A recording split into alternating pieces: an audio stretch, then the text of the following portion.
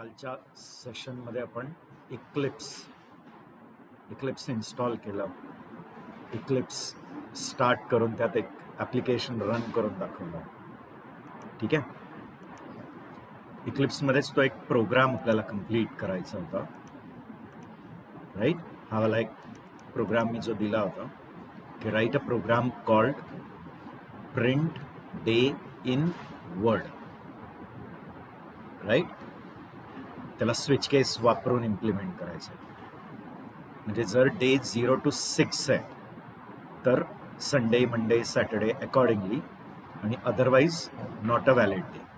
आता ते आपल्याला इक्लिप्समधनं करायचं आहे. सांग. आता मी इथे इक्लिप्स ऑलरेडी स्टार्ट करून ठेवलं आहे.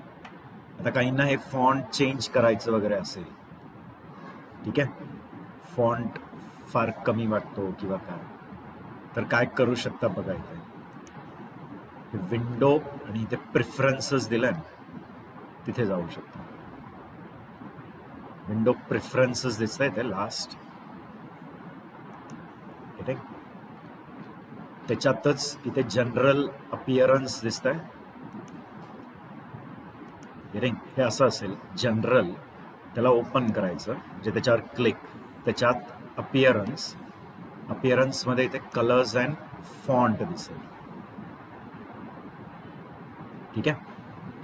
आणि मग त्यात इथे एक असं बेसिक ऑप्शन आहे. हे सगळं ओपन नसणार, असं प्लस आहे. मग त्याच्यावर मी क्लिक केलं. कळत आहे काय काय केलं, कळलं ना. म्हणजे हा विंडो इथून पण डायरेक्ट जाऊ शकता. इथे प्रिफरन्सेस आहे. प्रिफरन्सेस, त्या प्रिफरन्सेसमध्ये इथे एक जनरल ऑप्शन आहे. हा जनरल असेल, त्याला क्लिक करा. मग अपिअरन्स दिसेल, मग कलर्स अँड फॉन्ट दिसेल. ठीक आहे. कलर्स अँड फॉन्ट दिसले की इकडे तुम्हाला असा बेसिक दिसेल तुमच्या मशीनमध्ये. तिथे ओपन केलं ना तर इथे लास्टला टेक्स्ट फॉन्ट दिसेल. कळत आहे. मग त्याला डबल क्लिक केलं की तुम्ही एडिट करू शकता. डबल क्लिक केलं की हा डायलॉग येतो. मग तुम्हाला कमी जास्त अकॉर्डिंगली जास्त करायचं असेल, ठीक आहे. आणि मग इथे अप्लाय अँड क्लोज दिसतोय. अकॉर्डिंगली तो फॉन्ट चेंज होतो.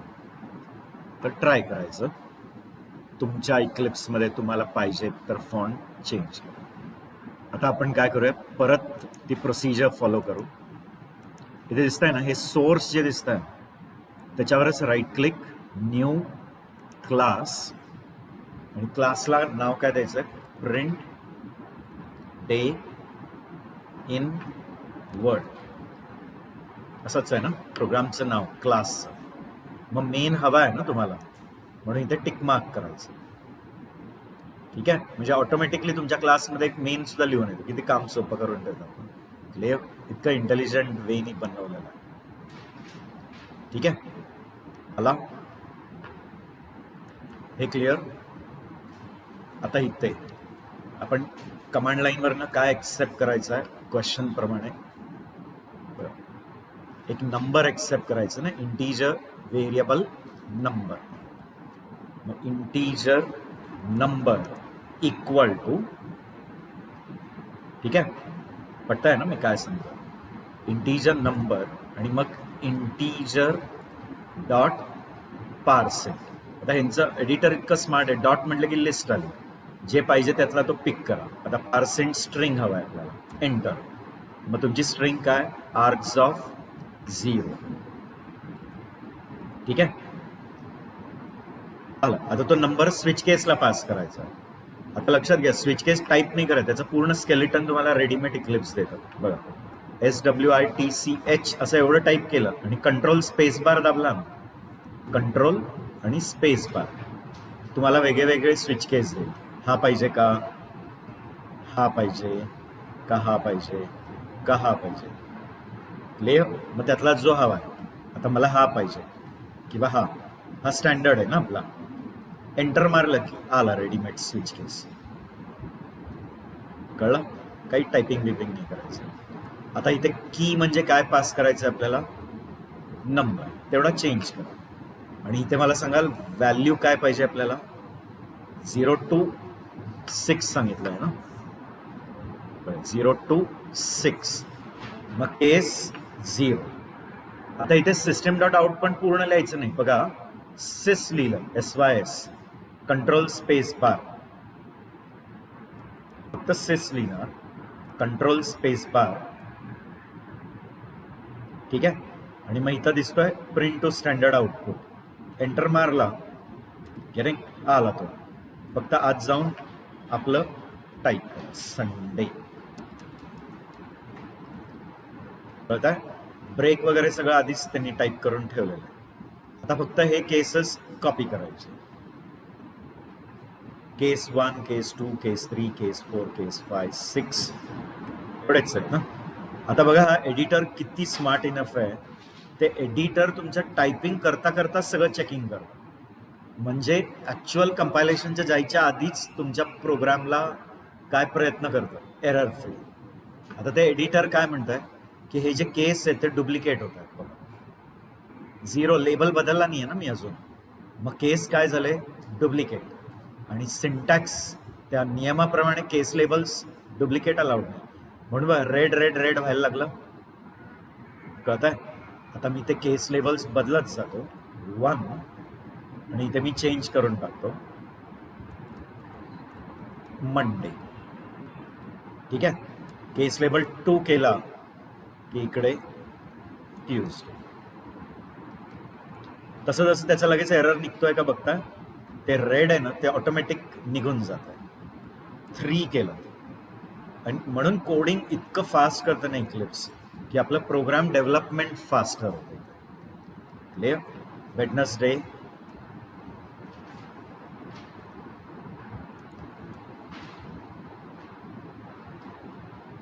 थर्सडे, स्पेलिंग चुकला असेल तर बघा, 5, फ्रायडे, आणि 6 सॅटरडे. जसं हे टाकलं की हा पहिला एरर पण निघाला, बघता म्हणजे टाईप करता करताच किती एरर्स निघून जातात. आणि आता डिफॉल्ट मध्ये पण आपल्याला सिस ऍड करायचं, तर इथे काय दिलंय, नॉट अ व्हॅलिड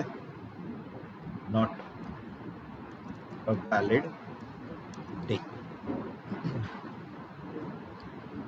ठीक आहे. रूल कळला, झालं, प्रोग्राम संपलाय. फक्त आता ह्या केसमध्ये आहे ना आपल्याला इनपुट कमांड लाईननी द्यायचं आहे ना, मग आता रन करायला कुठे कमांड प्रॉम्प्टवर जायचं, कारण कमांड लाईन इनपुट्स म्हणजे कमांड प्रॉम्प्टवरनं द्यायला लागतात ना, तो ब्लॅक स्क्रीन जिथून काल आपण javac program name, Java class name आणि मग व्हॅल्यू द्यायचो. यांनी आतूनच कमांड लाईन द्यायची प्रोव्हिजन दिली आहे. बघा काय करायचं, आता ही जी फाईल आहे ना, कळताय, जी तुम्हाला रन करायची जी फाईल, ती फाईल सिलेक्ट करायची इथून आणि फक्त रन आणि रन कॉन्फिगरेशनला यायचं, कळताय. आणि रन कॉन्फिगरेशनला आलात ना, क्लिअर, की तिथे हे सगळे सेटिंग्स दिसतात, तिथे आर्ग्युमेंट्स दिसत आहे, त्याच्यावर क्लिक, आणि इथून फक्त आर्ग्युमेंट काय देणार आहे ते टाईप करा. सपोज मी 3 देणार आहे, ठीक आहे, आणि रन म्हणायचं.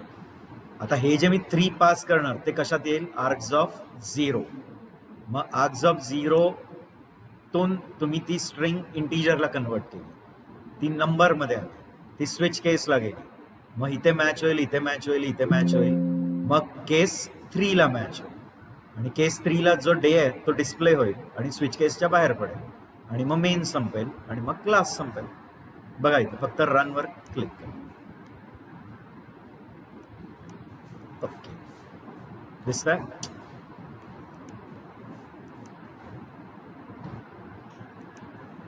हा व्हायला पाहिजे ना.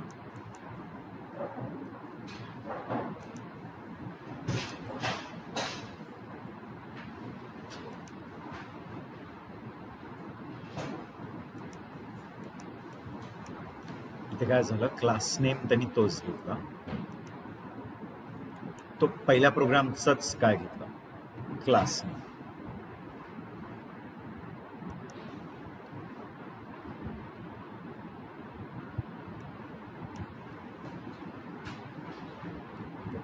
Print day in word. ठीक आहे. आणि इथून आर्ग्युमेंट्स 3 आला. फक्त तिथे क्लासचा नेम तो जुनाच घेत होता म्हणून तेच आहे ना. मग तसं तुम्ही तिथे जाऊन काय बदलत जाऊ शकता. म्हणजे आता इथून रन कॉन्फिगरेशन आणि सपोज मी आर्ग्युमेंट्सला व्हॅल्यू दिली 9 तर नॉट अ व्हॅलिड डे येईल ना. येत आहे. कळत आहे. तो I hope you got it. अशा प्रकारे तुम्ही आता प्रयत्न करा, यूज टू व्हायला लागा काय वापरायला एक्लिप्स.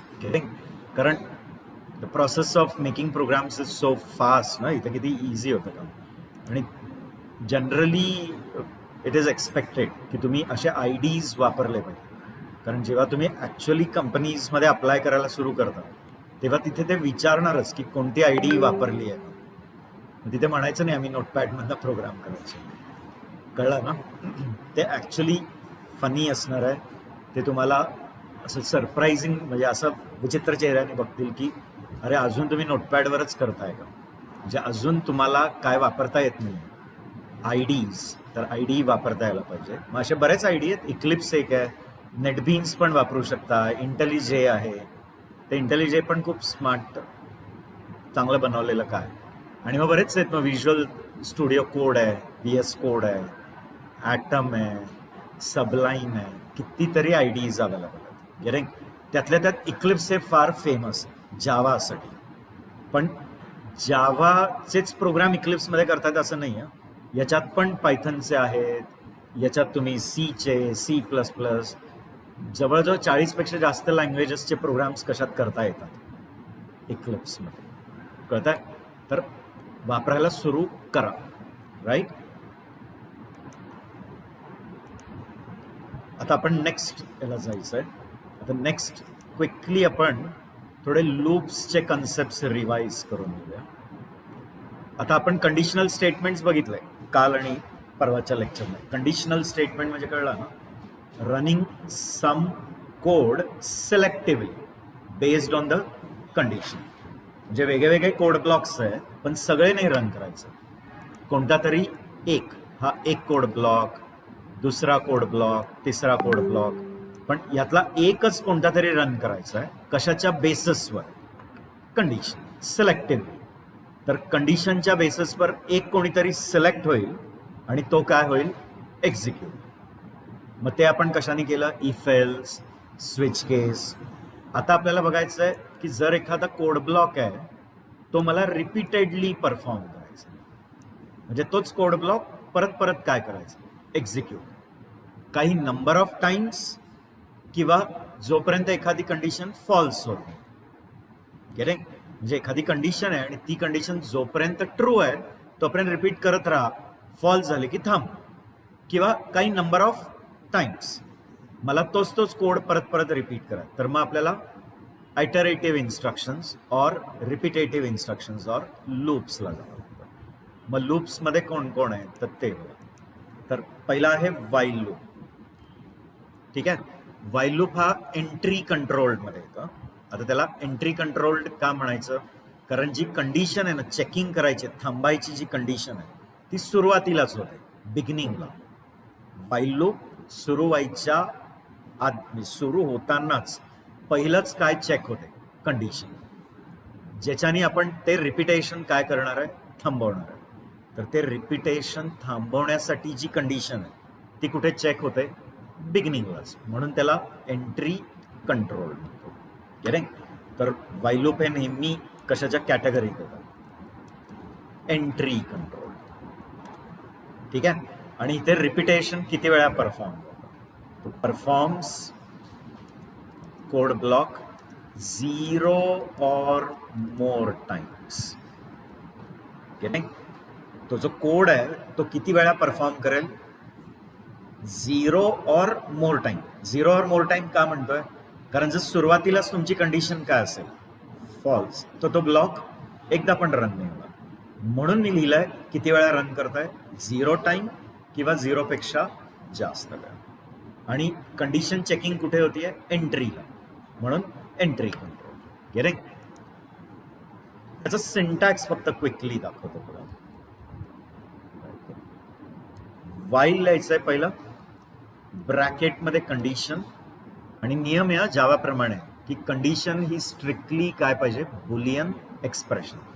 ती जी कंडिशन आहे ना त्याचं डेटा टाईप स्ट्रिक्टली काय पाहिजे? बुलियन. आपण सी मध्ये वाईल 100 लिहायचो, चालायचं, कळतंय का? तिथे वाईल -5 लिहिलं तरी चालायचं. का? कारण तिथे नॉन झिरो आणि झिरोवर आहे. झिरो म्हणजे फॉल्स आणि एव्हरीथिंग अदर दॅन झिरो म्हणजे ट्रू. तिथे आपण वाईल राम लिहिलं तरी चालायचं, आहे ना? असं काहीतरी कशात करता येत नाही जावा. इथे स्ट्रिक्टली अशीच कंडिशन पाहिजे जी ट्रू किंवा फॉल्स रिझल्ट देते. मग वाईल कंडिशन आणि मग खाली स्टेटमेंट्स. मग जर ते एक स्टेटमेंट आहे तर ब्लॉक बनवायची गरज नाही. एक पेक्षा जास्त स्टेटमेंट आहेत तर ब्लॉक बनवायचं. जावामध्ये ब्लॉक कसा बनतो? Open brace, close brace. Rule तोच आहे. फक्त लक्षात घ्या या कंडिशन मध्ये असे काही स्टेटमेंट पाहिजेत जेणेकरून फ्युचरमध्ये ती कंडिशन काय व्हायला पाहिजे. बघा, सी व्यवस्थित आहे, भोगून घेतलाय तुमच्याकडनं, म्हणून ते बरोबर फिल्मला ब्लँक्स करतो तुम्ही. क्लिअर? कळलं ना? म्हणजे ही कंडिशन काय आहे? सॉरी, हे स्टेटमेंटमध्ये असे काही स्टेटमेंट आहेत की ते स्टेटमेंट फ्युचरमध्ये तुमच्या कंडिशनला काय करतात?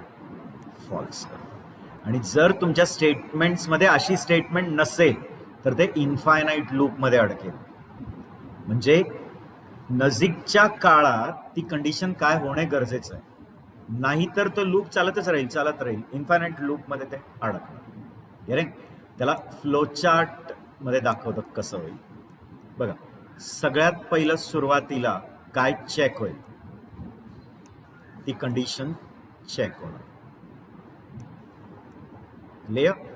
आणि असे लूप्स आपण डे टू डे लाईफ मध्ये पण किती वेळा परफॉर्म करतो, आणि आपण तेच काम काही कंडिशन अचीव होईपर्यंत करत असतो, बरोबर की नाही? क्लिअर? काही लोक फास्टिंग करतात, मग ते ठरवतात की दर मंडेला एक उपवास करायचा, असं 40 वेळा करणार आहे मी, किंवा 16 वेळा करणार आहे. मग मनातच तो काउंटर ठेवतात, मनातच तो काउंटर इनिशियलाइज.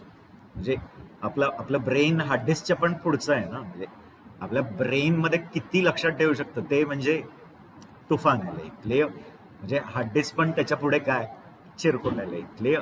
तर मनामध्येच आपण एक काउंटर काय करतो? Initialize, day equal to 0. मग रोज मनामध्ये चेक करतो की आजचा दिवस मंडे आहे का? यस. तर मग ते दिवसभर फास्टिंगचं काम, उपवास करायचा, मग मंदिरला जायचं, सगळं करणार, आणि मग परत डे 1नी वाढवणार. मग पुढच्या मंडेला परत चेक करणार की ते 16 झालंय का. असं किती वेळा करत राहणार? 16 टाइम. झालं की तो ऍक्टिव्हिटी स्टॉप करतो. असं किती वेळा तुम्ही सेशन्सला येता, रोज संध्याकाळी सेशनला येणार, मग यायचं, अटेंड करायचं, जायचं. मग असं हे तुम्ही कितीपर्यंत रिपीट करणार? Till the syllabus doesn't get over. मग तुमची कंडिशन काय? Syllabus not over. ट्रू तर attend the session, go back. परत उद्या परत तेच चेक करणार, सिलेबस ओव्हर का? नो. परत attend the session, go back. तर असे कितीतरी आपल्या डे टू डे लाईफमध्ये काय होत असतात लूप्स. आपल्याला कळत नाही, अरे हे सेम सीचा लूपच आहे. कळतंय ना? हे थोडक्यात सगळं आपल्या सराउंडिंग मधनच ऑब्झर्व करून आलेली प्रोग्रामिंग आहे. गेले? तर इथे काय टेस्ट होईल? कंडिशन. जर ती कंडिशन काय येते? ट्रू, तर काय परफॉर्म होते? स्टेटमेंट किंवा स्टेटमेंट्स. मग ते एक किंवा एकपेक्षा जास्त, आणि स्टेटमेंट्स परफॉर्म झाले की परत कुठे येणार आहे? कंडिशन चेकिंगला. कळत आहे? आणि जर कंडिशन काय आली? फॉल्स, तो will it continue with the remaining code. Remaining म्हणजे वाईल लूपच्या नंतर जो काही कोड आहे तिथून कंटिन्यू करेल. पटतंय का मी काय सांगतोय? क्लिअर? तर थोडक्यात मी काय सांगितलं की ही एंट्री कंट्रोल्ड आहे. एंट्री कंट्रोल्ड आहे म्हणजे कळलं ना? सुरुवातीलाच काय चेक होतं. आता सुरुवातीला जर कंडिशन फॉल्स असेल तर हे स्टेटमेंट एकदा पण नाही रन, म्हणून मी सांगितलं 0 ऑर मोर टाइम. ट्रू असेल स्टेटमेंट परफॉर्म करेल आणि परत चेकिंगला येणार. ट्रू असेल तर परत स्टेटमेंट परत, आणि जर फॉल्स आलं तर राहिलेला कोड. आणि मी सांगितलं की स्टेटमेंट्समध्ये असे काही स्टेटमेंट तुम्हाला लिहायला पाहिजेत जेणेकरून फ्युचरमध्ये ती कंडिशन काय व्हायला पाहिजे, फॉल्स. गेरे. आणि बऱ्याच वेळा जर तुम्ही हा लूप काही नंबर ऑफ टाइम्स करता, काही नंबर ऑफ टाइम्स, तर त्याचा ट्रॅक ठेवायला तुम्ही काही स्पेशल व्हेरिएबल्स बनवता. त्याला आपण काय म्हणतो, काउंटर्स. कळत आहे? किंवा अगदी इलॅबोरेटेड लूप कंट्रोलिंग व्हेरिएबल्स. त्याला लूप कंट्रोलिंग व्हेरिएबल म्हणा किंवा अगदी सोपं काउंटर. आणि हे काउंटर्स काय आहेत, व्हेरिएबल्सच आहेत, पण ते काय ट्रॅक ठेवतात, किती वेळा ऍक्टिव्हिटी झाली. कळताय ना? जसं आपण मनामध्ये ते काउंट ठेवतो, राईट नो क्लिअर. काही लोक ते एखाद्या मंत्राचा जप करतात आणि मग ते 51 वेळा 101 वेळा काय असेल तर मनामध्येच काउंटर ठेवतात ना, ते कीप काउंटिंग इट. किंवा तुम्ही फिटनेस सेंटरमध्ये जाता, मग त्यांना ते जिममध्ये सांगतात की तुम्ही याचे 15 रिपिटेशन, मग काउंट करता ना स्वतःच. मग मनामध्ये तुम्ही काय करता, काउंटिंग. किंवा तुम्ही फॉर एक्झाम्पल योगा करताय, तर मग सूर्यनमस्कार, मग त्यावेळेला ते 10 काउंटमध्ये ते रिपीट सगळं व्हायला पाहिजे. मग मनामध्येच काय ठेवलाय, काउंटर. आणि तो एक ऍक्टिव्हिटी झाली की तो काउंटर वाढवता, एक ऍक्टिव्हिटी काउंट.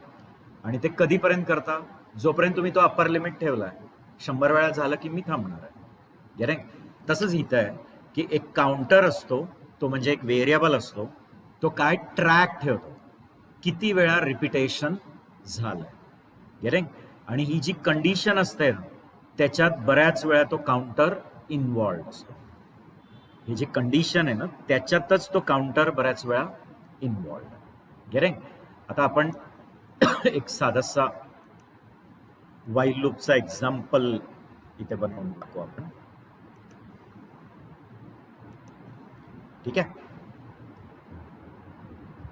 मी एक प्रोग्राम बनवतो, राईट क्लिक, न्यू क्लास, आणि इथे फाईलला नाव देतो वाईल डेमो. चालेल, वाईल डेमो. आणि मेन पाहिजे म्हणून त्याच्यावर टिक मार्क केला. करा, प्रॅक्टिकली करा. क्लिअर. माझं काय, मी शिकवायचं काम करणार, सिलेबस संपणार. गेटिंग. सिलेबस संपेपर्यंत एकदा पण नाही केलाय प्रोग्राम, अशी परिस्थिती आणू नका. गेटिंग. म्हणजे सिलेबस संपत आला तरी आम्ही अजून काही एक पण प्रोग्राम स्वबळावर म्हणजे कळलं ना, स्वतः इलेक्शन लढली आहे आणि स्वतः सीट्स आणलेल्या आहेत. स्वबळावर आम्ही अजूनही काय केलेलं नाही आहे एकही प्रोग्राम. म्हणजे सगळ्यांची मदत घेऊन ती वेगळं, म्हणजे तशी गव्हर्नमेंट फॉर्म करणे आणि स्वबळावर फॉर्म करणे वेगळं असतं ते. तर स्वतःच्या हिमतीवर तो इक्लिप्स सुरू केला. कळताय? राईट क्लिक करून न्यू क्लास, प्रोग्राम टाईप केला, रन केला, असं स्वतः, कोणाची मदत न घेता. मग तुम्हाला कॉन्फिडन्स वाढला. मग तुम्हाला एकदा ते कॉन्फिडन्स वाढलं की मग तुम्ही अजून अजून अजून प्रोग्राम्स लिहायला सुरू कराल. आणि जितके प्रोग्राम्स लिहाल ना तेवढे कमीच आहे तुमचं लॉजिक कॉन्क्रीट व्हायला. लेव. तर मी इथे क्लासला नाव काय दिलंय, वाईल डेमो. आता काय करतो, एक काउंटर डिक्लेअर करतो, इंटीजर आय. आय काय, इंटीजर व्हेरिएबल आहे. गेटिंग. त्याला मी इनिशियलाइज टू 1 केलं, आय इक्वल टू 1. म्हणजे मी काय केलंय, इनिशियलायझेशन. मग बघा, आता तुम्हाला वाईल लूप पाहिजे असेल ना, तरी पण इथे वाईल लिहायचं आणि कंट्रोल स्पेस बार दाबायचा. क्लिअर. मग बघा कोणता वाईल लूप आहे, हा पाहिजे का, हा पाहिजे का, हा साधावाला पाहिजे. कसलं भारी आहे ना, सगळं दिलेलं आहे त्यांनी. सब रेडी आहे. आता कोणता पाहिजे, मी स्केलेटन्स तयार करून ठेवलंय. आता हा साधासा पाहिजे, तो घ्यायचा आणि त्याच्यावर नुसता एंटर मारा, आला. आला. आता इथे फक्त ती कंडिशन बदलायची. आता मला 1 ते 5 प्रिंट करायचं, म्हणून मी इथे काय लिहिणार, I less than equal to 5. मी माझी कंडिशन तशी लिहिली आहे. मग इनिशियलायझेशन झालं, I equal to 1. Condition checking काय, I less than equal to 5. आत आला, इथे बघा सिस ठीक आहे, जो सेस पाहिजे तो घ्या, एंटर मारा. इथे मी दाखवतोय आय इक्वल टू आणि तिथेच प्लस आय. हे मागे कधीतरी मी सांगितलेलं आहे की स्ट्रिंग आणि नंबर जॉईन करू शकता बाय प्लस. गेटिंग? मागच्या काही प्रोग्राम्समध्ये केलंय, एक मॅक्स ऑफ 3 मध्ये वगैरे. तर जावामध्ये 2 स्ट्रिंगच्या मध्ये प्लस लिहिलं ना तर ते कॉनकॅट होतं. पण जावा काय म्हणतं की जर एक स्ट्रिंग आणि एक दुसरा डेटा टाईप आहे तर तो दुसरा डेटा टाईप पण ऑटोमॅटिक कशात कन्वर्ट होतो आणि मग ते दोघे कॉनकॅट होतात. ठीक आहे, आणि नंतर मला आयला वाढवायचं आहे. मग आयला 1 नी वाढवायला आय प्लस प्लस. गेटिंग? आता मी अज्युम करतोय आपल्याला सी येत आहे आणि सी मध्ये इन्क्रिमेंट ऑपरेटर आहे. तर आय प्लस प्लस काय करतो, आयला 1 नी वाढवतो. गेटिंग? चालत राहील. परत वर येईल, परत चेक करेल आय लेस देन 5 आहे का, यस, प्रिंट करेल, आयला 1 नी वाढवेल, चालत राहील. गेटिंग? आणि मे बी वाईल लूपच्या बाहेर एक स्टेटमेंट टाकली आहे मी. गेटिंग? All done. राईट?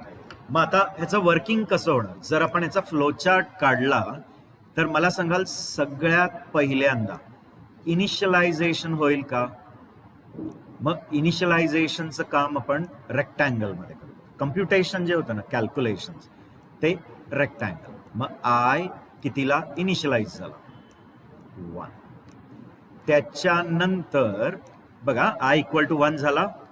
त्याच्यानंतर तुम्ही चेक करताय की आय काय आहे का, लेस देन इक्वल टू 5. पटते का रे मुलांनो? ठीक आहे. मग जर I less than equal to काय आहे, 5, ट्रू, तर आत येईल आणि ही बॉडी परफॉर्म करणार. हे 2 स्टेटमेंट. मग मला सांगा जर ती कंडिशन काय आहे, ट्रू, तर काय परफॉर्म करणार, हा एसओपी. गेटिंग? मग ते प्रिंटिंग आहे ना, तर ते आपण असं पॅरलोग्राम मध्ये दाखवतो.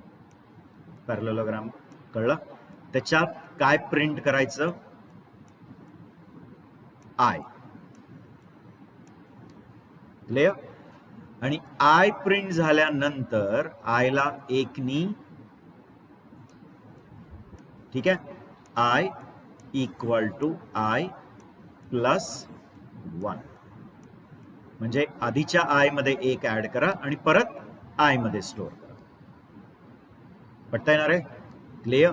आणि ते झाल्यानंतर परत कंडिशन चेकिंगला येणार का?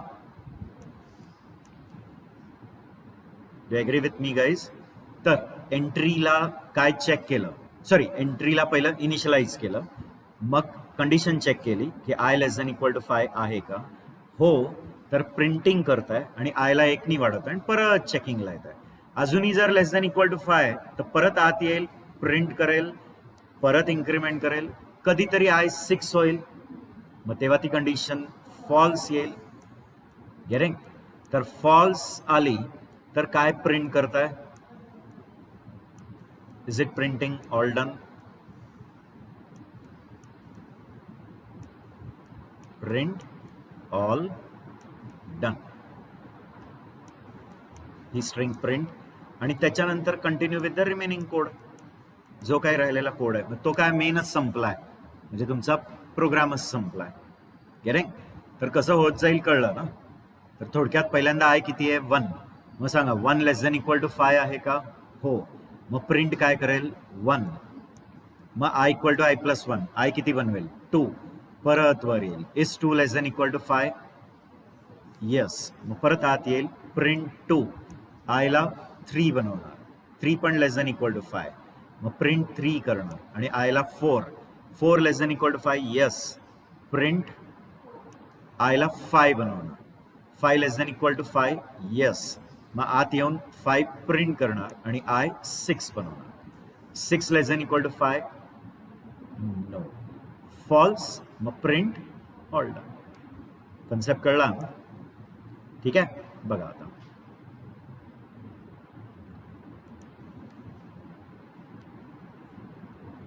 इथे रन बटन असतं, त्या रनवर क्लिक केला की ते सुरू होईल. आता इथे आउटपुट मध्ये दिसतंय का, ही आउटपुट विंडो बघा. येत आहे I equal to 1, I equal to 2, I equal to 3, I equal to 4, I equal to 5, all down. वाटतंय का रे? ओके, आता इथे मला सांगा, जर सुरुवातीलाच I 10 ठेवला असता, म्हणजे परत मला काय सांगायचं की while लूप किती वेळा परफॉर्म होतो? 0 or more टाइम. मग I सुरुवातीला किती आहे? 10. कंडिशन चेक करेल, is 10 less than equal to 5? सुरुवातीलाच I किती आहे? 10. तर सुरुवातीलाच ही कंडिशन काय? फॉल्स आहे. 10 हा लेस दॅन इक्वल टू 5 नाही आहे, आत येणारच नाही एकदा पण, डायरेक्टच येईल का खाली? All down. म्हणजे ह्याच्याने काय प्रूव्ह होत आहे की जर सुरुवातीलाच कंडिशन फॉल्स आहे तर हा ब्लॉक एकदा पण काय होत नाही, run. Getting? C.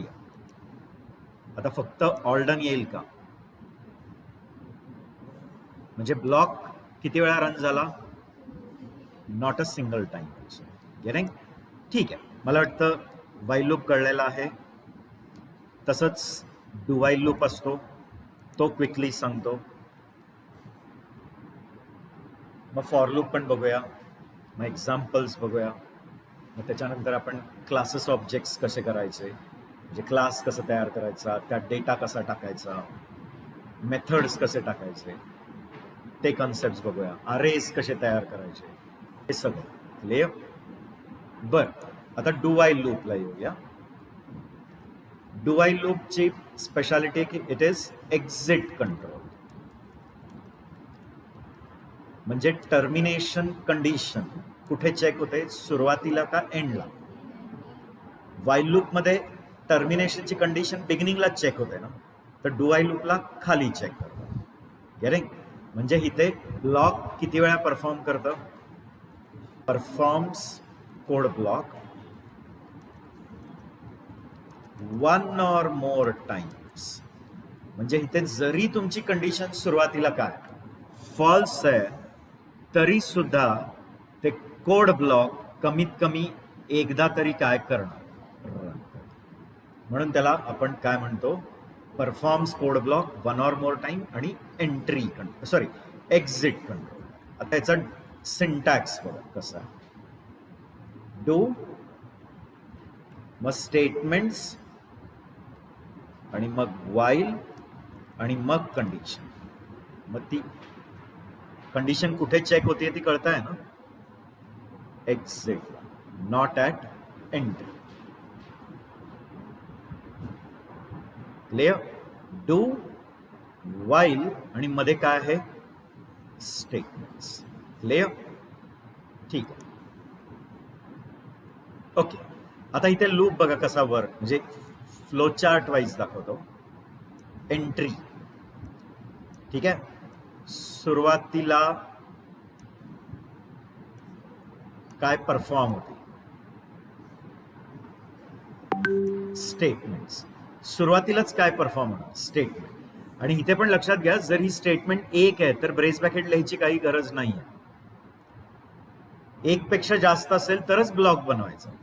Open brace, close brace कधी टाकायचं? जर ह्याच्यात एक पेक्षा जास्त स्टेटमेंट आहे.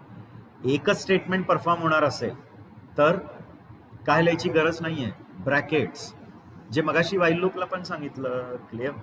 प्रॅक्टिस लागणार आहे त्यांना. आता ऑब्विसली वेन तुम्ही डायरेक्ट जावा शिकायला आलाय तर मग तुम्हाला थोडीशी प्रॅक्टिस लागणार, थोडे एफर्ट्स लागणार. आता ज्यांचं सी झालाय तर थोडं पटकन होणार आहे, कारण तुम्ही ते सिंटॅक्सेसला यूज टू आहात, कम्फर्टेबल आहात. क्लिअर? कोणतीही गोष्ट कम्फर्टेबल व्हायला काय द्यावं लागतं ना? वेळ द्यावा लागतो. क्लिअर? असं लगेच आपण त्याला काय होत नाही, ॲडजस्ट होत नसतो ना. क्लिअर? ते ॲडजस्ट व्हायला काय द्यायला लागतं, काही वेळ. क्लिअर? ठीक आहे. तर काय म्हणत होतो मी, जसं ह्या व्हाईल लूपमध्ये एकच स्टेटमेंट परफॉर्म व्हायचं.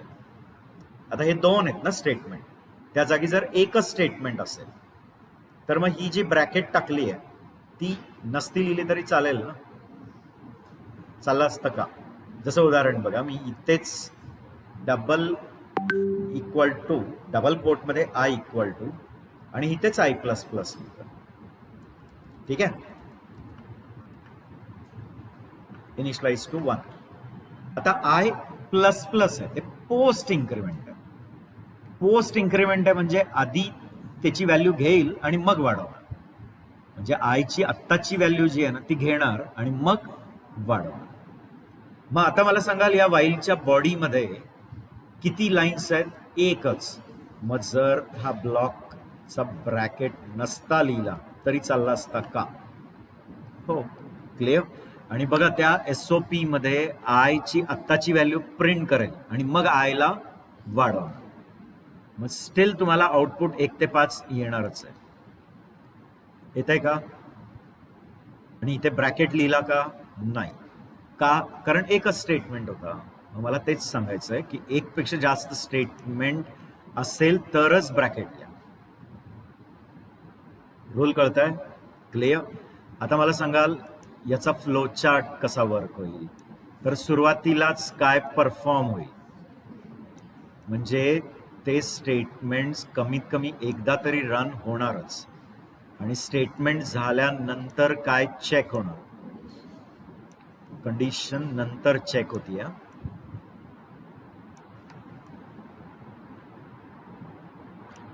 ठीक आहे. आता जर ती कंडिशन काय येते तर परत वर येणार आणि परत ते स्टेटमेंट्स काय करणार? परफॉर्म. कळतंय? आणि जर कंडिशन काय आली फॉल्स तो will it continue with the remaining code. Remaining code म्हणजे कळलं ना, त्या डू व्हाईल लूपच्या नंतर जे आहे. तर इथे बघताय का कसं आहे? कमीत कमी एकदा स्टेटमेंट परफॉर्म होतीये, डायरेक्ट स्टेटमेंट परफॉर्म होतीये, मग कंडिशन ट्रू परत येत आहे, स्टेटमेंट चाललंय आणि कंडिशन फॉल्स इथं बाहेर पडतं आणि मग continue with the remaining code. मान्य? क्लिअर. मग तसंच तो जो प्रोग्राम आहे त्या प्रोग्राममध्ये जर आपण 1 ते 5 डू व्हाईल लूपनी प्रिंट करायला गेलो, कशाने प्रिंट करतोय? 1 ते 5 डू व्हाईल लूपनी. मग बघा i इक्वल टू 1 पटताय? Yes no? i equal to 1. मग इथे डू व्हाईलचं सिंटॅक्स पाहिजे तरी पण तसंच आहे बघा, डू आणि कंट्रोल स्पेस बार दाबा. कळलं? मग कोणता डू व्हाईल लूप पाहिजे? तर ह्यांनी एकच पर्याय दिला इथे. डू साठी बुफे पार्टी नाही आहे, म्हणजे एवढंच आहे, एकच आहे, तोच घ्यायचा. क्लिअर. नाहीतर मग दुसऱ्या ह्यांना आहे ना, म्हणजे तुम्हाला मग ये पाणीपुरी चाहिए, ती पाणीपुरी पाहिजे, ती पाहिजे, असं म्हणजे उसमें कैरी वाला पन्ना वाला चाहिए, लसूण वाला चाहिए, ये वाला चाहिए, वो वाला चाहिए, असं ती नोच म्हणते ती. तिथे म्हणते नको नको एवढे कष्ट घेऊ नका हो तुम्ही. क्लिअर है ना? आम्हाला असं टेम्पटेशन देत आहे. म्हणजे आता मग आमचा बाहेर प्लॅन होईल ना डायरेक्ट, चलो अभी इधर से भेळ चौक है ना, ओम शिवपुरीकडे आपण काय खाऊया. बरोबर ना? मार्केटिंग करतोय मी. त्या ओम शिव त्या बाईंचं असं आमच्याबरोबर कॉन्टॅक्ट आहे. तिने सांगितलं तुमच्या मुलांना फक्त माझी मार्केटिंग करा, तुम्हाला आठवड्यातनं एकदा फ्री. क्लिअर. असं काही नाही आहे. ती बाई म्हणेल मला काही गरज नाही, माझ्याकडे एवढी गर्दी आहे की तुमची काही मार्केटिंगची गरज नाही. ठीक आहे. तर असो, मी काही अफिलिएट मार्केटिंग करत नाही आहे. थोडक्यात कसं तिथे ते ऑप्शन्स देतात ना की ये चाहिए वो चाहिए ये चाहिए, तसं इथे while loop control space bar दाबला की 3 प्रकारचे वाईल लूप. कोणचा चाहिए लो? For loop. 5 प्रकारचे फॉर लूप. कोणचा पाहिजे तो घ्या. इतकं भारी ते एडिटर बनवलंय. आता डू व्हाईल लूप मध्ये एकच दिलेला आहे, एंटर मारला की तो आला बघा. ठीक आहे. मग कंडिशन तुमची टाकून द्या. काय कंडिशन आहे? I less than equal to 5 आणि मग त्या ब्रॅकेटच्या आत तुमचा कोड लिहा. आता कोड काय? तुम्हाला त्या आय ला प्रिंट करायचं होतं. I equal to 1 sorry I equal to plus I आणि मग आय प्लस प्लस. आता इथे 2 लाईन्स होत्या म्हणून ओपन ब्रेस क्लोज ब्रेस.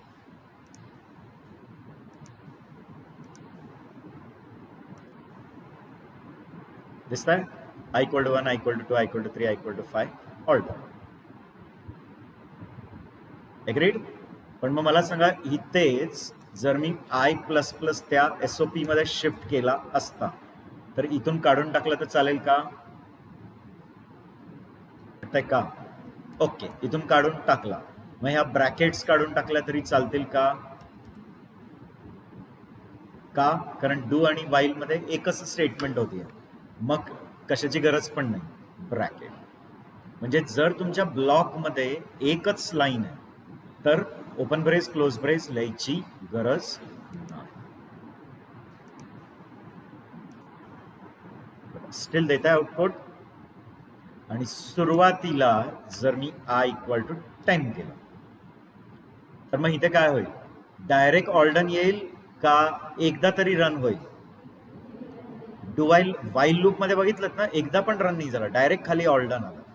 आता i इक्वल टू 10 एंट्री तर करेल, i इक्वल टू 10 प्रिंट करेल, इथे येईल. इथे किती झालं असेल? 11. 11 लेस दॅन इक्वल टू 5 आहे का? नाही, डायरेक्ट खाली आहे. पण कमीत कमी त्यांनी तो ब्लॉक किती वेळा रन केला?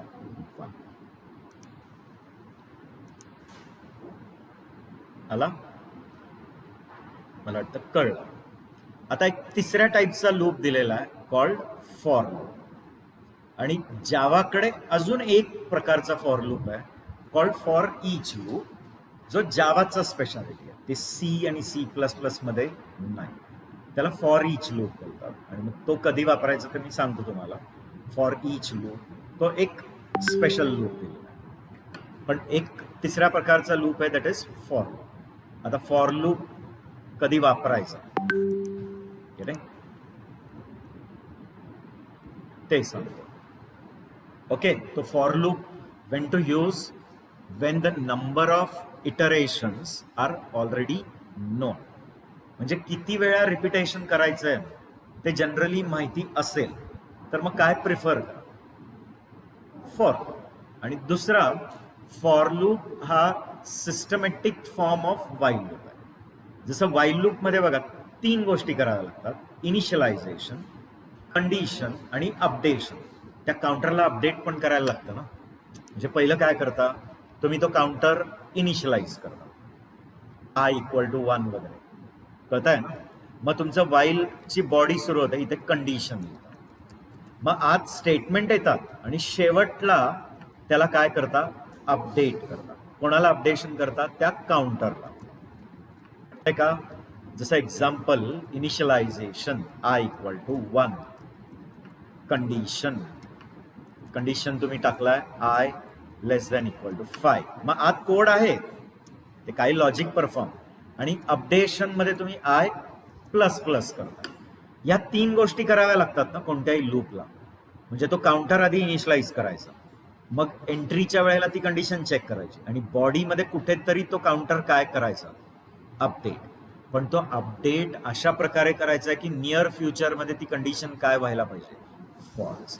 जर तुम्ही ती फॉल्स होण्यापासून लांब जाताय ते इन्फायनाइट लूपमध्ये.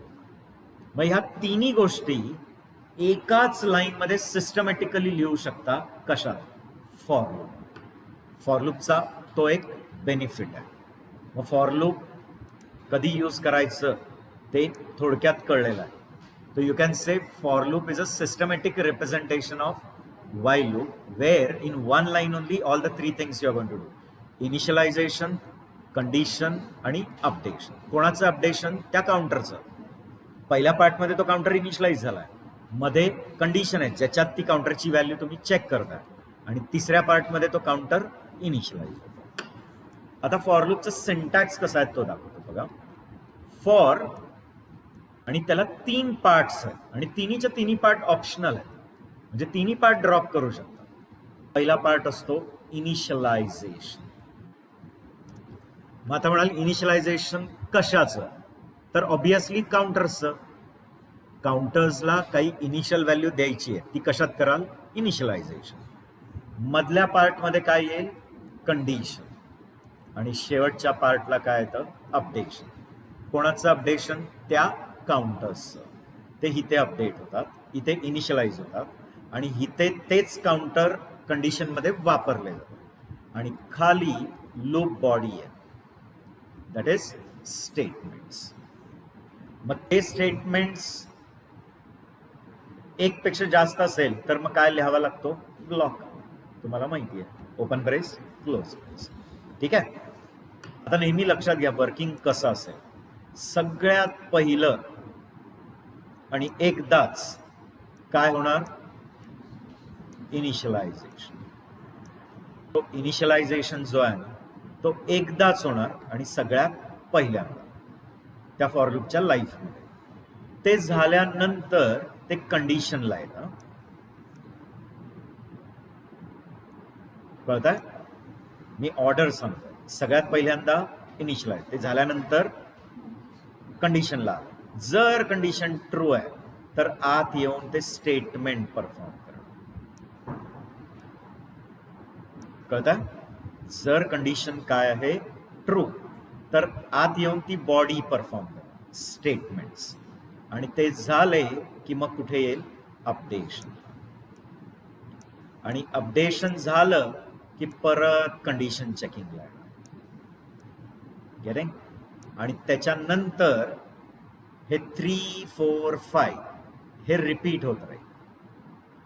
अपडेशन झालं की कुठे आला, परत कंडिशनला. कंडिशन ट्रू असेल तर परत स्टेटमेंट, अपडेशन, परत कंडिशनची. पण जर कंडिशन काय आली, फॉल्स, तर मग directly continue with the remaining code. Remaining कोडला कधी येईल, इथून डायरेक्ट इथे. जर कंडिशन काय झाली आहे, फॉल्स. तर वर्किंग कसं आहे कळलं? Okay, quickly in a flow chart form दाखवतो की सगळ्यात पहिल्यांदा एकदाच काय होणार.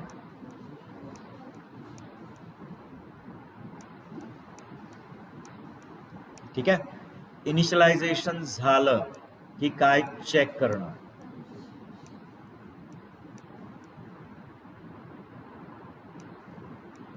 कंडिशन चेकिंग झाली आणि जर कंडिशन काय आला, ट्रू, गेटिंग, तर काय परफॉर्म करणं.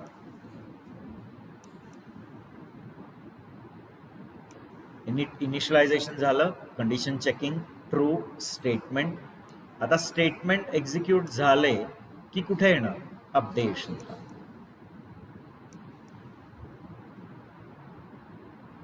आणि अपडेशन झालं की परत काय चेक करायला.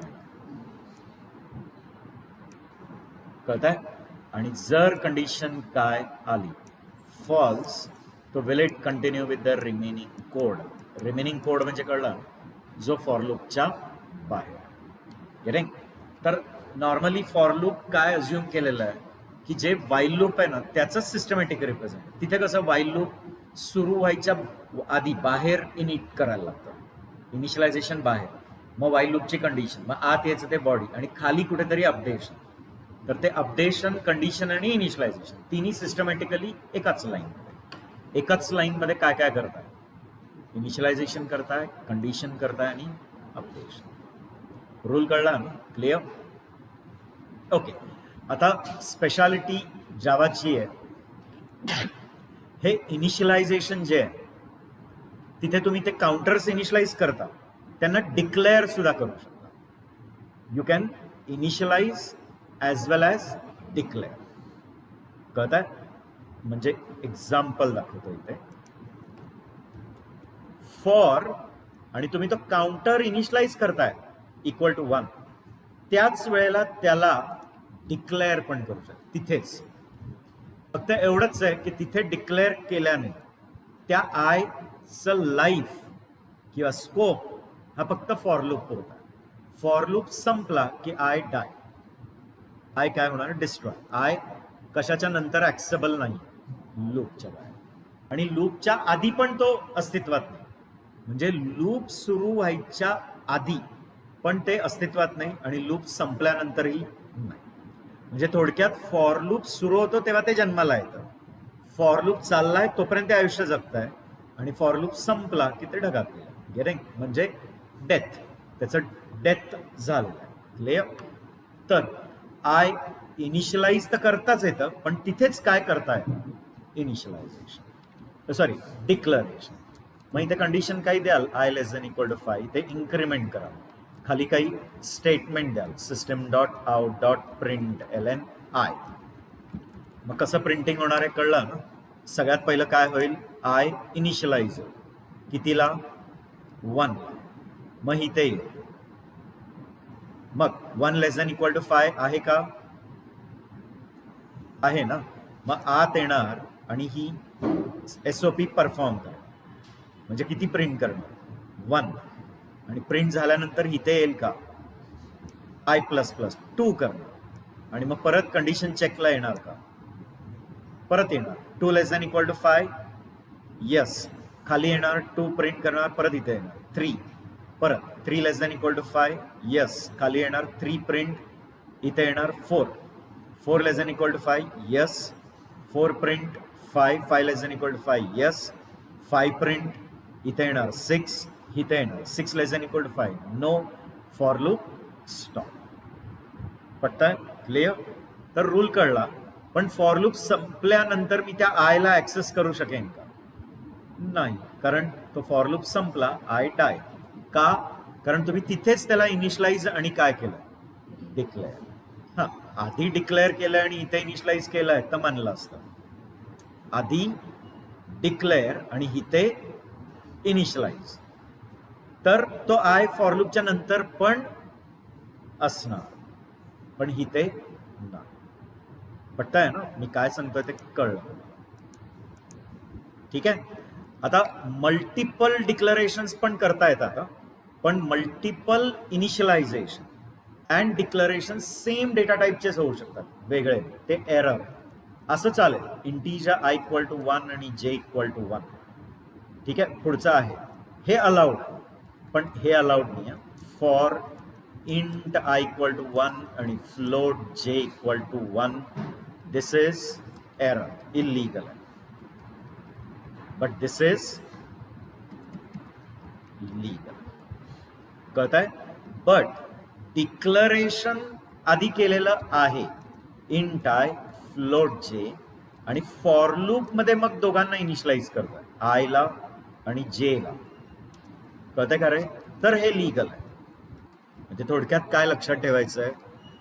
Multiple variables of different data type, multiple variables of different data type can be initialized, but declaration and initialization of different data type at a time not allowed.